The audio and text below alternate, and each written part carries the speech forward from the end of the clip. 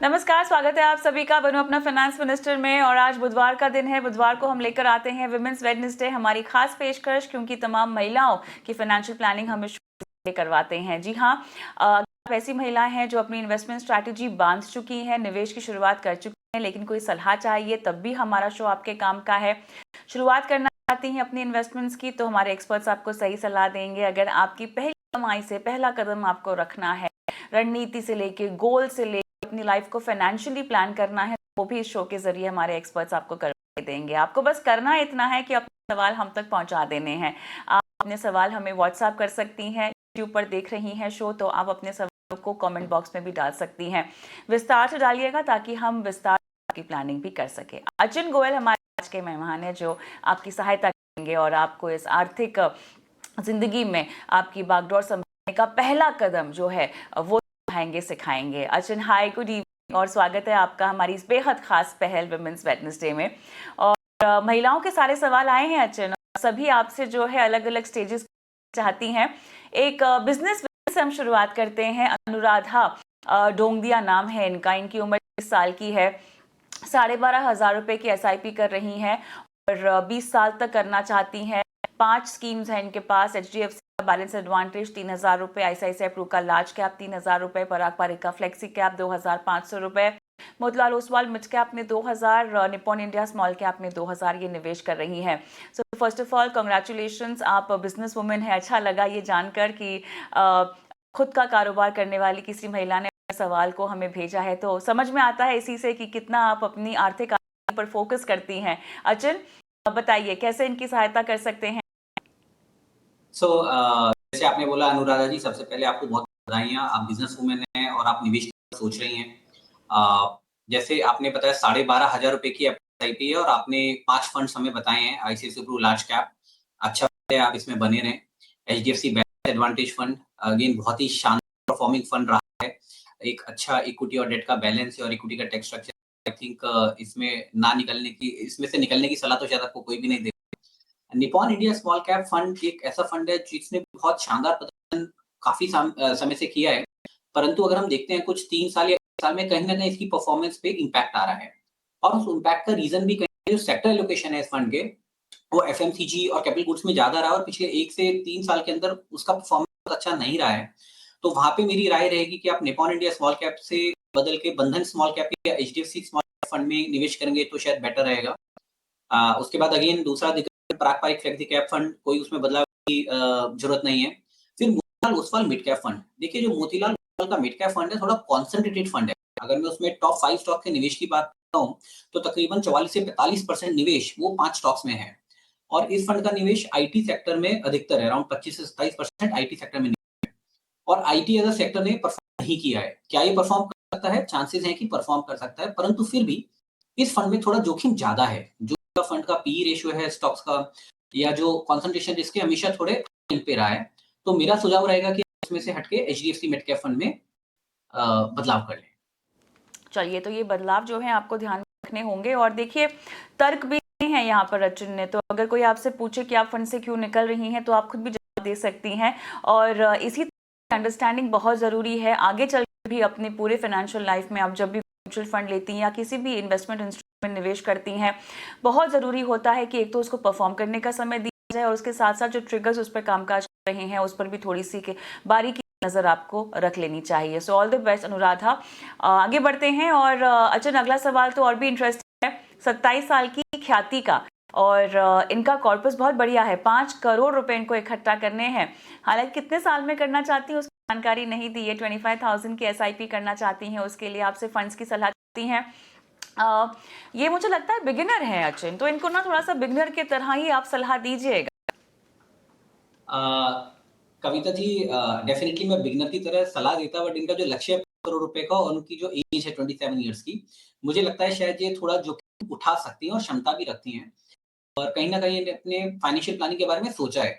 But जो आपने बराबर बताया, इन्होंने लक्ष्य का समय नहीं निर्धारित किया। तो अगर 25,000 की SIP करते हैं और मैं मान के चलता हूँ कि 15% पर एनम की रिटर्न, मैं थोड़ा सा एग्रेसिव लिया इसमें, अगर उनको मिलती है तो भी 22 साल में इनका लक्ष्य पूरा होता है ये। पर जो इनके फंड्स हैं, 22 साल में अगर ये अपना कंटिन्यू रखते हैं, लक्ष्य 50,000 की SIP बिना किसी इंक्रीमेंटल के, बिना टॉपअप के, तो 22 साल में इनका लक्ष्य पूरा हो जाएगा। अच्छी बात ये है ख्याति जी, जो भी इन्होंने फंड्स चूज़ किए हैं, जिसमें निवेश कर रही हैं, अपने क्षेत्र के बहुत अच्छे फंड्स हैं। तो मुझे जब इनका पोर्टफोलियो मिला, इनका 5 फंड जो हैं, एचडीएफसी मिड कैप जिसके बारे में मैंने बात की, बंधन स्मॉल, पराग पारिक फ्लेक्सी कैप, इंडिया, ये आईसीआईसीआई प्रू का India opportunity fund, again special opportunities ये ढूँढता है। तो बहुत ही अच्छे फंड्स का चुनाव किया हुआ है और मुझे लगता है इसमें बदलाव को कोई ज़रूरत नहीं है। ऑल द बेस्ट यहाँ पर। और मेरे ख्याल से गोल अलाइनमेंट को लेकर अगर अगर आप इनको कोई सलाह दे सके, बिकॉज अब ये अपनी लाइफ के किस फेज में, मेरे पास उसकी क्लैरिटी तो नहीं है, लेकिन हो सकता है कि आगे चलकर इनकी लाइफस्टाइल चेंजेस हो, इनके फेजेस बदलें ज़िंदगी के, और उस वक्त जो है प्लानिंग की बहुत ज़्यादा ज़रूरत हो जाएगी। अभी तो उन्होंने 5 CR का एक कॉर्पस रखने का गोल लिया है, बट कितना ज़रूरी होता है गोल्स को आइडेंटिफाई करना, उनको स्पेसिफिक्स देना, अचिन? जैसे हम बोलते हैं, हमें कहीं भी अगर जाना है तो हमें लक्ष्य तो पता होना चाहिए। तो फाइनेंशियल गोल्स बहुत ज़रूरी हैं हमें किसी भी निवेश के लिए, क्योंकि आपका निवेश किसी गोल से जुड़ा होता है। फॉर एग्ज़ाम्पल हम रिटायरमेंट प्लानिंग एक फाइनेंशियल गोल लेते हैं। उसमें शायद आप बहुत ज़्यादा जोखिम नहीं उठा सकते हैं। तो आपके जो निवेश होगा या उसके लिए जो निवेश जाएगा, वो थोड़े से कंज़र्वेटिव फंड की तरफ रहेगा। हो सकता है उसमें लार्ज कैप का मिश्रण थोड़ा ज़्यादा हो और कैप और मिड कैप का ना के बराबर हो। फिर गोल होते हैं जहाँ पे आप थोड़ा वॉलेटिलिटी ले सकते हैं, राइट? वेल्थ क्रिएशन भी एक गोल होता है कभी-कभी। वहाँ पे आप स्मॉल कैप, मिड कैप में रख सकते हैं। परंतु अभी जो मैंने आपको बताया है, वो आपकी उम्र को ध्यान रखते हुए और क्वालिटी फंड्स में कर रहे हैं, तो मेरे को अंदाजा आ रहा है कि आप मार्केट में निवेश कर रहे हैं और आपको आइडिया उसके जोखिम का। परंतु हर 5 साल में आपको रिव्यू करना चाहिए कि आपकी जो आर्थिक स्थिति है वो बदल गई है क्या? आपकी जोखिम उठाने की क्षमता बदल गई है क्या? तो उस हिसाब से आपके जो इन्वेस्टमेंट्स हैं वो भी बदलेंगे और आपके फाइनेंशियल गोल्स भी जैसे समय होते हैं, कुछ पूरे होंगे, कुछ नए आएँगे, तो हमें उस हिसाब से अपने बदलाव करना पड़ेगा। बहुत ज़रूरी है कि आप पहले से ही जो है फंडामेंटली सही चलें, ताकि आगे आपके लिए आर्थिक ज़िंदगी की राह आसान हो जाए। और यहाँ पर जो क्लैरिटी की ज़रूरत है, न सिर्फ म्यूचुअल फंड्स में निवेश करने को लेकर ज़रूरी है, आगे चलकर निवेश पोर्टफोलियो में बाकी एसेट क्लासेस को डालेंगी, उसके लिए भी आपको बहुत ज़रूरी है गोल अलाइनमेंट करना। और यही जो न सिर्फ आपको बल्कि तमाम दर्शकों को, निवेशकों को हमेशा हम सिखाते हैं, अचन हमेशा सिखाते हैं शो के जरिए। अचन, अगला सवाल हम साक्षी का लेंगे। इन्होंने इक्वल एसआईपी में निवेश किया हुआ है। एचडीएफसी फ्लेक्सी कैप का एक जिक्र किया है, मोतीलाल ओसवाल के मिड कैप का किया है, निपॉन इंडिया का लार्ज कैप किया, एसबीआई का कॉन्ट्रा फंड किया है। अब ये कह रही है कि इनको एसआईपी बढ़ानी भी, साथ ही स्टॉक्स में भी निवेश करना है। 5 लाख रुपए ये भी डालना चाहती हैं स्टॉक्स में। तो साक्षी, स्टॉक्स के लिए तो सलाह हम दूसरे शो में आपको मिल जाएगी, लेकिन इस शो में हम बता सकते हैं कि आप लमसम म्यूचुअल फंड्स में कैसे 5 लाख रुपए डाल सकते हैं। और आपके जो फंड्स आपने एसआईपी कर रखी, हालांकि आपने अमाउंट नहीं बताया, आपने इस पूरे इन्वेस्टमेंट पोर्टफोलियो का उद्देश्य क्या है वो हमारे सामने नहीं रखा है। हम बस अजम्पशन ही कर सकते हैं कि 5 इयर्स प्लस का आपका टाइम होराइजन हो और उसी के लिहाज से आपको इक्विटी में करने की सलाह अचिन देंगे। तो अचिन, कुछ अजम्पशन हमें अपने ही से करने होंगे, बिकॉज सवाल में कोई क्लैरिटी नहीं है। First set of mutual funds के पास है, जो स्कीम्स है, देखिए फ्लेक्सी कैप है मोतीलाल ओसवाल एचडीएफसी का, फिर बाद में मोतीलाल ओसवाल मिड कैप है, निपॉन इंडिया लार्ज कैप है और एसबीआई कॉन्ट्रा है। अपने आप में स्कीम्स ठीक लग रही हैं आपको? इसमें कविता, जैसे मैंने पहले बताया, मोतीलाल ओसवाल मिड कैप को बदलाव की जरूरत है। वहाँ पे हम एचडीएफसी मिड कैप, मेरी सलाह रहेगी कि उसमें ये अपना बदलाव करें उसमें। मिड कैप आपको है बदलने की सलाह दी जा रही है। 5 लाख रुपए को ये कैसे डालें? देखिए, स्टॉक्स का पोर्शन तो हम छोड़ देते हैं, म्यूचुअल फंड्स में अगर डालना हो तो आपकी क्या सलाह होगी? जो मुझे इनका सवाल से समझ में आ रहा है कि थोड़ा-सा जोखिम उठाना चाह रही हैं, जिसके लिए डायरेक्ट स्टॉक्स में जा रही हैं। तो मैं अगर म्यूचुअल फंड के नज़रिए से इनको सलाह दूँगा, तो मैं बोलूँगा कि फ़ोकस्ड फंड्स में जाएँ, जहाँ पे थोड़ा कंसंट्रेशन ज़्यादा रहता है और इनका जो स्टॉक वाला एक इनकी मनोस्थिति है, शायद वो भी पूरी होती है। तो मेरे हिसाब से इनको फ़ोकस फंड की तरफ जाना चाहिए। वो अच्छा परफॉर्मिंग फंड है और कंसंट्रेटेड फंड भी है। लेकिन अब मुझे आपसे ये समझना है कि जब भी ये निवेश कर रही होंगी तो बाजार की चाल का कैसे ख्याल रखें? कविता जी, ये जो है, ये ऐसी प्रॉब्लम है शायद जिसका सॉल्यूशन हर कोई ढूँढना चाहता है, मिलता नहीं है। तो इसलिए हम बोलते हैं कि जब हम लमसम कर रहे हैं, तो एक होता है concept STP, systematic transfer plan. क्योंकि आपको नहीं पता आज आप लमसम डालेंगे, यहाँ से मार्केट ऊपर जाएगा, नीचे जाएगा। आज हम प्रोबेबिलिटी भी लेते हैं, मार्केट यहाँ से हमें अभी पॉजिटिव व्यू लग रहा है, बट कभी भी करेक्शन आ सकता है। सो मेरा व्यू है कि अगर ये 5 लाख निवेश कर रही हैं, एक बार में ना करें, एसटीपी करें, 3 महीने का एक प्रोविज़न लें और वहाँ पे 3 महीने के अंदर निवेश करें उसको। ज़रूरी है कि एसटीपी करना। एक प्रोसेस बता देंगे आप एसटीपी?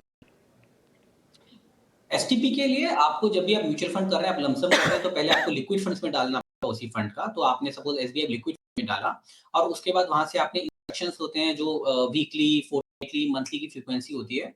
तो उस फ्रीक्वेंसी में आप एसबीआई फोकस फंड में शिफ्ट कर सकते हैं। तो जब आप निवेश कर रहे हैं, आप अगर डायरेक्ट कर रहे हैं तो वहाँ पे भी आपके पास प्रोविज़न रहता है और आप किसी आईए के थ्रू या किसी डिस्ट्रीब्यूटर के थ्रू तो वहाँ पे भी वो करके दे सकते हैं। बट किसी भी फ्रीक्वेंसी पे चूज़ कर सकते हैं। मेरी सलाह है फोर्टनाइटली करें। तो 6 इंस्टॉलमेंट्स में आप इसको शिफ्ट करें एसबीआई से एसबीआई फोकस फंड में। अच्छा, एसटीपी फिर आप कर रहे हैं, आप लिक्विड खोल रहे हैं, उसके ज़रिए आप पैसे डाल रहे हैं। क्या मुझे इसमें टैक्स एंगल और कितनी कटौती होगी आपके पैसों की टैक्स के लिहाज से समझाएँगे आप? तो बेसिकली जब आप एसबीआई लिक्विड फंड में डाल रहे हैं, तो एसबीआई लिक्विड फंड जो है, वो तो आपका एज़ अ डेट फंड ही ट्रीट होता है, राइट? और आप इक्विटी में जा रहे हैं, तो आपका इक्विटी का टैक्सेशन आएगा। बट पॉइंट इज़ कि वो पैसा आप कहीं न कहीं रखेंगे, या तो आप बैंक में रखेंगे या लिक्विड फंड में रखेंगे, तो वो तो आपका एनीवे जो इंटरेस्ट आएगा, सेम टैक्सेशन लगेगा, राइट? अब जब आप इक्विटी में जाएँगे, सो वन्स द यूनिट्स जो शिफ्ट हो जाती हैं इक्विटी में, तो उसके बाद इक्विटी का टैक्सेशन शुरू हो जाएगा। राइट, ये कुछ बुनियादी बातें हैं जो दर्शक अक्सर मिस जाते हैं, क्योंकि ये सारा प्रोसेस समझना भी बहुत ज़रूरी होता है आपकी ओवरऑल इन्वेस्टमेंट स्ट्रैटेजीज के लिहाज से। चलिए आगे बढ़ते हैं। अच्छा, गौरी का सवाल लेते हैं। गौरी बोल रही हैं कि इनके पोर्टफोलियो में इन्होंने कुछ एसआईपी कर रखी हैं स्कीम्स में। आईसीआईसीआई का फ्लेक्सी कैप है 1500 रुपये, मिड एसेट का लार्जर मिड कैप है 6000 रुपये, पीजीएम का मिड कैप भी है 1500 रुपये, एसबीआई के स्मॉल कैप में 5000 रुपये और सितंबर 2022 से एसआईपी की शुरुआत है। करंट वैल्यू इनके पोर्टफोलियो का 30 लाख बताई है। गोल है 1 CR इन 15 ईयर्स। रिटायरमेंट के लिए इन्होंने भेज रखा है अपना पोर्टफोलियो और कंटिन्यू करें कि नहीं करें स्कीम्स में ये जानना चाहती हैं। इंटरेस्टिंग, लेकिन कैटेगरीज यहाँ पर रिपीट हो रही हैं। एक तो flexi cap, large and mid cap, फिर स्मॉल कैप भी इनके पास है। ओवरऑल डाइवर्सिफिकेशन तो ठीक है, इसको और स्टेबल बनाया जा सकता है क्या इनके पोर्टफोलियो को, की ज़रूरत नहीं है? सो अगेन कविता जी, क्या होता है जब एक निवेशक होता है उसकी हमें समझना पड़ता है। जब हम बात करते हैं कि क्या मैं इनको गोल्ड और सिल्वर का एसेट डाइवर्सिफिकेशन दे सकता हूँ, तो अगर मैं एक जनरल व्यू दूंगा, तो मेरा व्यू रहेगा कि किसी भी पोर्टफोलियो में अराउंड 10% का हमें गोल्ड या सिल्वर ईटीएफ के थ्रू डेफिनेटली डाइवर्सिफाई करना चाहिए। पर अगर हम लक्ष्य की बात करते हैं, राइट, तो जैसे इनका भी 14,000 रुपए का निवेश चल रहा है हर मंथ का, तो इनके पोर्टफोलियो में अगेन जो म्यूचुअल फंड्स हैं, जैसे हमने पिछले सवाल लिए सेम ही आ रहे हैं। एसबीआई स्मॉल कैप फंड, वहाँ पे भी कुछ बहुत अच्छी परफॉर्मेंस नहीं है, तो वहाँ पे भी इनको सलाह रहेगी कि एचडीएफसी स्मॉल कैप या बंधन में अपना वो निवेश करें।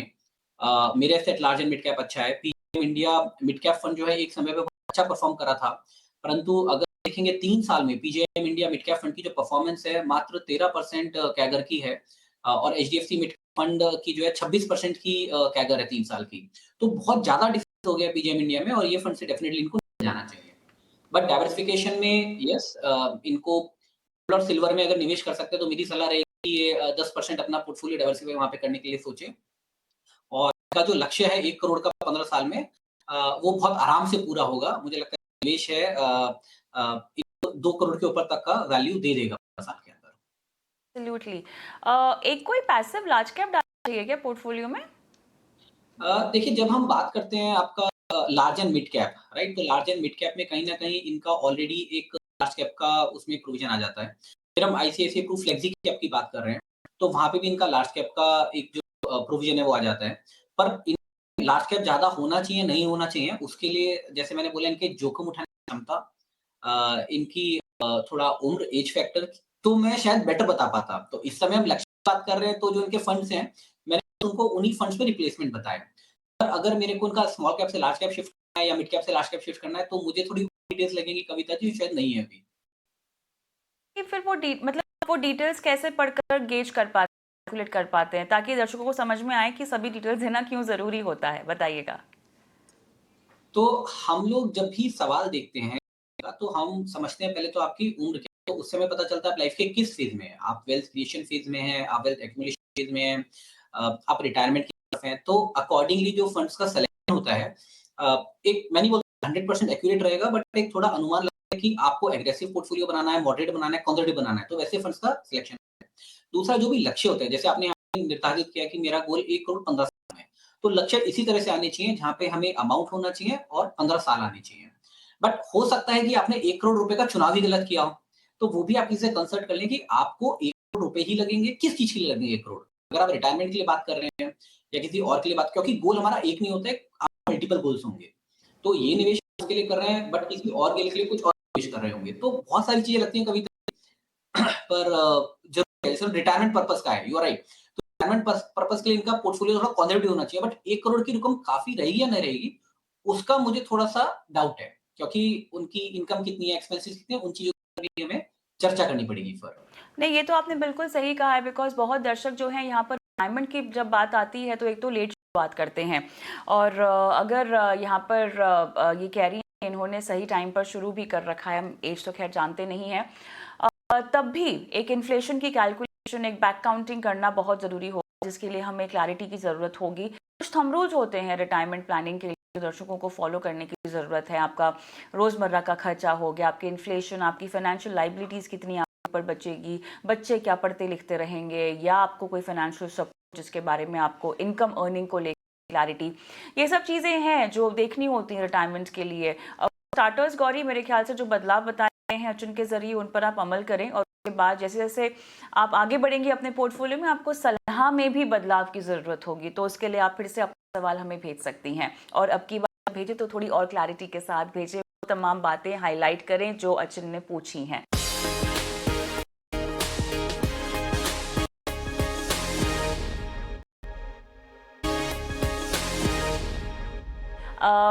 निकिता तोमर का सवाल हम लेंगे। अर्जुन, ये सरकारी कर्मचारी हैं, गोल रिटायरमेंट प्लानिंग है इनका भी 1 CR 10 साल का इन्होंने रखा हुआ है लक्ष्य। HDFC flexi cap 5000 SIP, Nippon India multi cap 5000, ICICI pro large and mid cap 5000, Motilal Oswal mid cap 5000 इनके पास है। देखिए फंड्स तो सब बहुत बढ़िया लेकर बैठे, मुझे लगता है सब जगह बस गोल प्लानिंग को लेकर और फिगर को निर्धारित करने को लेकर, तय करने को लेकर गड़बड़ हो रही है। आप बोल रहे हैं, बट तो 2 चीज़ें, जैसे उन्होंने भी लक्ष्य लिया है कि 1 करोड़ इनको 10 साल में करना है और ये निवेश कर रहे हैं 20,000 का। तो इसमें जो निवेश में इनका लक्ष्य है वो पूरा नहीं हो पाएगा, ये आधा ही लक्ष्य अपना अचीव कर पाएँगे। तो इनको अपना लक्ष्य अचीव करना है, 10 साल में अगर इनको 1 करोड़ रुपए जमा करने हैं, मैं मान लेता हूँ 1 करोड़ इनकी रिक्वायरमेंट है और शायद प्रॉपर की होगी, तो भी इनको तकरीबन 3500 रुपए से हर साल एसआईपी बढ़ानी पड़ेगी। हम 17% से इनको स्टेप अप करना पड़ेगा, तब जाके ये 10 साल में अपना रिटायरमेंट कॉर्पस 1 करोड़ का पूरा कर पाएँगे। और फंड्स में मुझे लगता है सब लोगों के पास एचडीएफसी मिड कैप जो मैंने अभी तक देख रहा हूँ बहुत कम है। तो मेरी पर्सनल ओपिनियन यही है कि एचडीएफसी मिड कैप थोड़ा-सा रिस्की फंड है, कॉन्सन्ट्रेटेड फंड है। तो आप जो है एचडीएफसी मिड कैप है या Nippon India growth mid cap fund है, मेरे एसेट का मिड कैप फंड है, कुछ 2-3 और अच्छे फंड्स हैं, वहाँ पे निवेश करिए। हो सकता है रिटर्न आगे पीछे हो, बट जोखिम जो है वो थोड़ा कम रहेगा। ये HDFC मिड कैप में काहे का कंसंट्रेशन ज्यादा होगा अर्जुन? मोतीलाल ओसवाल का जो मिड कैप फंड है, अगर मैं आपको जस्ट एक दूं, तो इसके टॉप 5 स्टॉक्स में कंसंट्रेशन है 44% है, 40। और इसी कंपैरिजन में अगर मैं दिखाता हूँ एचडीएफसी मिड कैप का जो टॉप 5 स्टॉक्स का कंसंट्रेशन है वो खाली 19% का है, राइट? तो हम बोलते हैं अगर इन 5 स्टॉक्स में कुछ भी थोड़ा आगे पीछे होता है, राइट, तो आपकी पूरे पोर्टफोलियो की परफॉर्मेंस विल गेट इम्पैक्ट। तो हम जब म्यूचुअल फंड में निवेश करते हैं और देखिए फोकस फंड है तो कोई दिक्कत नहीं, तो आपको पता है कि आप जो है कंसंट्रेटेड पोर्टफोलियो में जा रहे हैं। बट जब हम मिड कैप स्मॉल कैप में जाते हैं तो डाइवर्सिफिकेशन का बेनिफिट होता है। तो अगर मेरे को एक फंड बेटर डाइवर्सिफिकेशन के साथ, कम जोखिम के साथ मेरे को अच्छी रिटर्न दे रहा है, तो अगेन मेरे हिसाब से शायद वो फंड का हमें चुनाव करना चाहिए। फॉर स्टार्टर्स मेरे ख्याल से पोर्टफोलियो को सिंपल रखें क्योंकि रिस्क की परिभाषा खुद के लिए और फंड के लिहाज से समझना बहुत ज़रूरी है। तो पहले खुद की रिस्क की परिभाषा आप समझ लें और अगर पहला कदम रख रही हैं तब तो बहुत ही ध्यान से आपको आगे बढ़ने की ज़रूरत है। लेकिन फिर से चर्चा को लेकर आऊँगी गोल प्लानिंग पर और रिटायरमेंट के लक्ष्यों की प्लानिंग पर। तो सरकारी कर्मचारी भी हैं, ठीक, तो मेरे ख्याल से पेंशन के लिहाज से she must be taken care of, लेकिन वो पेंशन काफ़ी होगी या नहीं होगी हमें नहीं पता। उस शख्स के लिए जो कि रिटायरमेंट प्लानिंग में पूरी तरह से इसी पोर्टफोलियो पर बैंक कर रहा हो, वो कैसे कैलकुलेट करे? आपको अगर कहा जाए कि रिटायरमेंट प्लानिंग हमारी करके दें तो आप क्या क्या कैलकुलेशंस बैठाएंगे? तो कविता जी, अगर रिटायरमेंट प्लानिंग करनी है तो सबसे पहले मैं देखूंगा, देखिए जब आप रिटायर होंगे तो आपकी काफी सारी लायबिलिटीज शायद खत्म हो गई हो, तो आपका होम लोन शायद खत्म हो गया होगा। अगर नहीं होगा तो मैं लूंगा कि जब हम 60 पे रिटायर होंगे तो मेरी लायबिलिटीज क्या क्या होंगी। वो मेरा एक इनकम का पार्ट फॉर्म करेंगे या मेरे जो ज़रूरत है मुझे उसका पार्ट फॉर्म करेंगे। फिर हम बोलेंगे हमारे मेडिकल खर्चे हो जाएँगे, राइट? तो मैं रिटायरमेंट प्लानिंग के लिए उससे पहले मैं risk protection definitely take care करूँगा, जिसमें मेरा एक health plan, medical plan definitely आएगा, क्योंकि बढ़ती उम्र के साथ हमारे को रिस्क रहता है मेडिकल का, राइट? तो उसके लिए या तो हम इमरजेंसी फंड की प्लानिंग करके चलेंगे या फिर पॉलिसी लेंगे। उसके बाद आएगा मेरे को रोज़मर्रा के लिए आज जो मेरा अमाउंट है, आज मुझे कितना अमाउंट लगता है पर मंथ। फॉर एग्ज़ाम्पल मैं बोलता हूँ कि अगर मेरी कोई ईएमआईज़ नहीं है, कुछ नहीं है, मेरा खर्चा 50,000 हो जाता है। तो आज मेरे एक्सपेंसेस पर मंथ 50,000 रुपीज़ हैं। फिर हम उसको इन्फ्लेट करेंगे 10 साल के बाद, ये 50,000 रुपए इन्फ्लेशन के बाद कितना हो जाएगा। तो फॉर एग्ज़ाम्पल हम मान के चलते हैं कि भई 10 साल के बाद और जो है ये अमाउंट आपका फॉर एग्ज़ाम्पल 1 लाख रुपए हो जाता है, राइट? तो अब मुझे पता है कि मेरा 1 लाख रुपए का खर्चा पर मंथ का हो गया। तो 1 लाख अब देन फिर हम लेते हैं लाइफ एक्सपेक्टेंसी। तो आप 80 भी ले सकते हैं, 85 भी ले सकते हैं, बट हम नॉर्मली 85 के लिए कंसीडर कर लेते हैं आजकल। तो हम बोलते हैं 25 साल के लिए 1 लाख रुपए पर मंथ, राइट? तो 1 lakh into 12, 12 lakh into 25, right? तो आप इस तरह से अपना प्रोविज़न कर दें कि भाई मेरे पास उतना पैसा अगर होगा, राइट? तो ये हो गया बड़ा simple rule of thumb. But definitely आपको उतना अमाउंट नहीं चाहिए, क्योंकि आपका जो अमाउंट है वो कहीं न कहीं ग्रो कर रहा होगा। तो ये जस्ट मैंने आपको बेसिक वर्किंग बताई कि जब रिटायरमेंट प्लानिंग की तरफ बढ़ते हैं, तो कैसे एक अंदाज़ा लगाया जा सकता है। फिर और कुछ और बारीकी में जाते हैं, किसी को एस्टेट प्लानिंग करनी होती है, किसी को अपने पोतों को, बच्चों तो नहीं बोलता हूँ, बट बच्चों को देना होता है, राइट? तो देन यू फिगर आउट कि और क्या-क्या उसमें निटी-ग्रिटी कैसे हम कर सकते हैं, फिर हम रिटायरमेंट प्लान पे जाते हैं। चलिए, शो का आखिरी सवाल और उसकी ओर हम बढ़ते हैं। सीता गोकर्णी हैदराबाद से रिटायर्ड हुए हैं लास्ट मंथ और पेंशन इनको जो है वो मिल रही है, मोर देन सफिशिएंट बोल रही है रिक्वायरमेंट के मुकाबले, तो अच्छी बात है। रिटायरमेंट फंड इनके पास है जो इनको इन्वेस्ट करना है, सेफ्टी चाहिए लेकिन अच्छा रिटर्न भी चाहिए, और ये पैसे इनको अगले 10 साल तक नहीं चाहिए। बहुत इंटरेस्टिंग क्वेश्चन सीता जी, उम्मीद कर रहे हैं कि आप रिटायरमेंट फेज को एंजॉय भी कर रही हो और सेफ भी और रिटर्न भी। अब ये रणनीति कैसे बनाई जाए अचिन? तो अगेन सबसे अच्छी बात ये है कि पेंशन इनका जो डे टू डे एक्सपेंसेस है वो टेक केयर कर रही हैं, और इन्होंने बोला है कि ये मनी 10 साल तक नहीं चाहिए। तो अगर ये होती तो मैं पूछता कि 10 साल के बाद भी क्यों चाहिए? देखिए, हर एक चीज़ का लक्ष्य होना चाहिए। क्योंकि अगर ये इनके लिए नहीं है और फॉर एग्ज़ाम्पल इनको अपने बच्चों को या किसी और को देना है, तो उसका जो रिस्क है वो अलग हो जाएगा, क्योंकि फिर वो उनके लिए नहीं है और उस पैसे को ग्रो करने के लिए और समय है। और अगर इनके लिए है, तो जैसे भी मतलब मैं इनको इनके हिसाब से सजेस्ट करूँगा, तो मैं बोलूँगा आप बैलेंस एडवांटेज फंड में जाइए, इक्विटी एंड डेट फंड में जाइए, आईसीआईसीआई का इक्विटी एंड डेट फंड है व्हिच इज़ वेरी गुड। आप पारंपरिक फ्लेक्सी कैप में जाइए, तो मैं इनको एक बैलेंस व्यू देता हूँ।